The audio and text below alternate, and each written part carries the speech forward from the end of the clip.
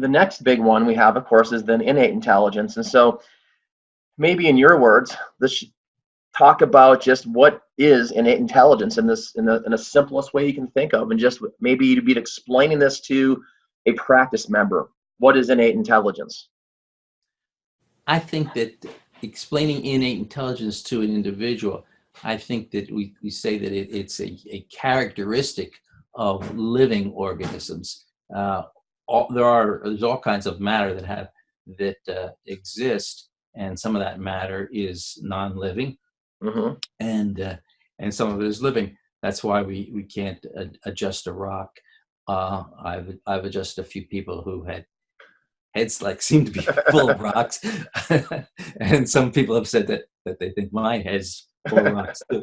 But we can't adjust a rock because it's not living. We can only adjust something that has life in it, and so innate intelligence is life. And I spoke to a group at chiropractic college once and said, well, we do have a test that you can do to prove that there is life within that person, within that patient who's or that individual who's lying on your table. You just hold up a little 25-cent mirror to their nose, and if you Yeah. see condensation on that, Yeah. then they're alive, and then you can check their spine. But Right. otherwise they're just like a rock, Yeah. and Right. you can't adjust an individual who's not alive. So that's what innate intelligence is the presence of intelligence through matter that has the ability to show the 5 signs of life: adaptation, excretion, and so forth. Right. And so then the job, Pardon me? what's that? So the job of innate intelligence is to do what? Maintain matter in living in organization, maintain living matter in organization, and which has the ability to adapt or reproduce, excrete, assimilate. Those are the Right. signs of life. And so that's what we deal with individuals who have that ability.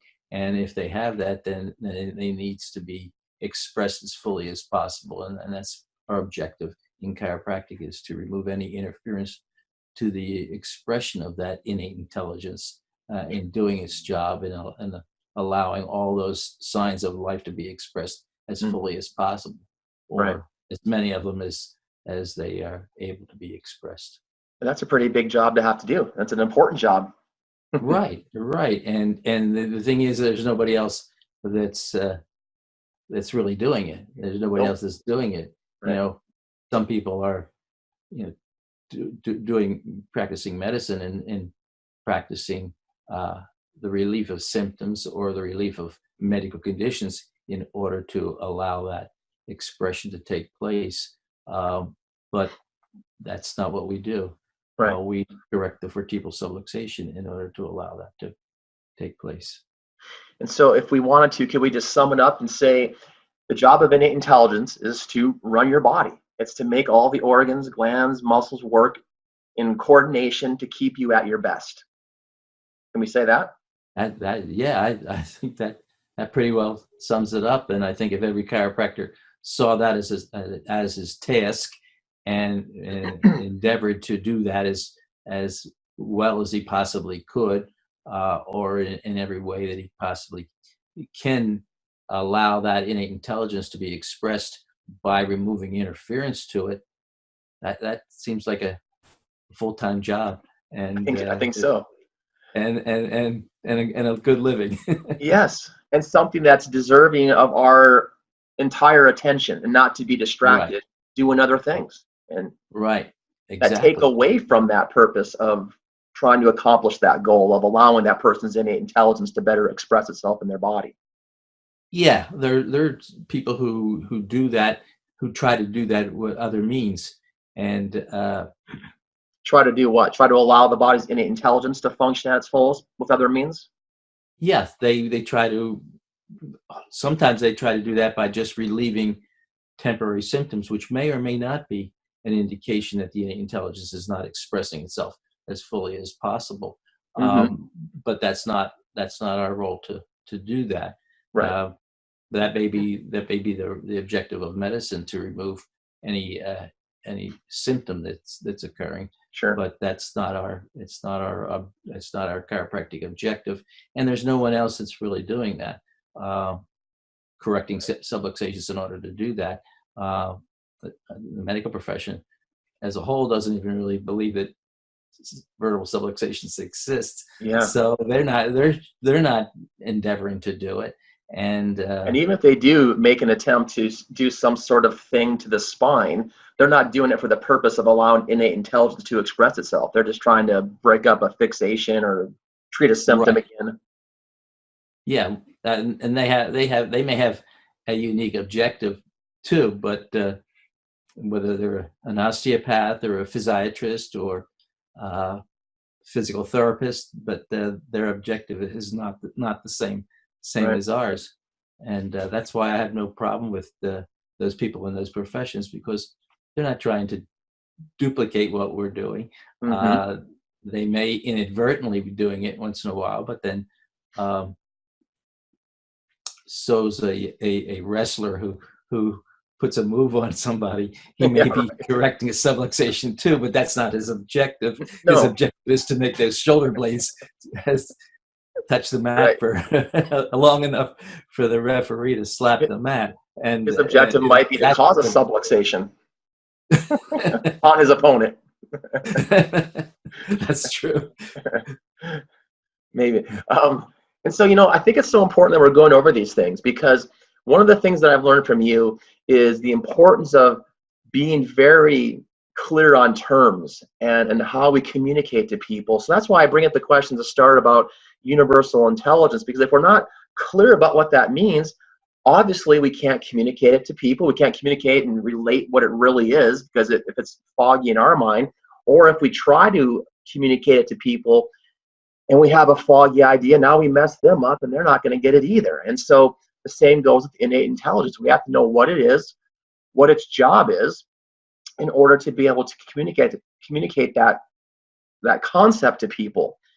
And so one of the things that I've heard, again, from the platform at many really very good seminars and from people that I respect and admire, but they talk about innate to innate communication, and how my innate speaks to your innate, or how innate helped them make a decision, or how innate guided them in some kind of process.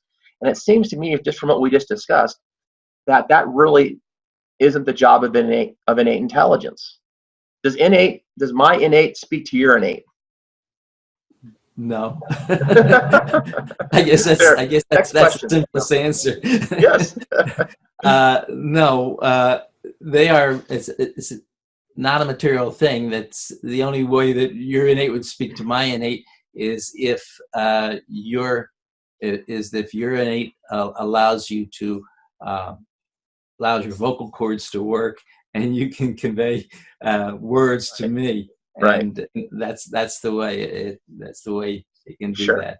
And in fact, I just think it's important, that so when we're communicating this to people, because if I'm putting myself in the shoes of a person coming into my office, if I knew nothing about chiropractic and that message was kind of being conveyed to me, I would sort of go, this is really weird.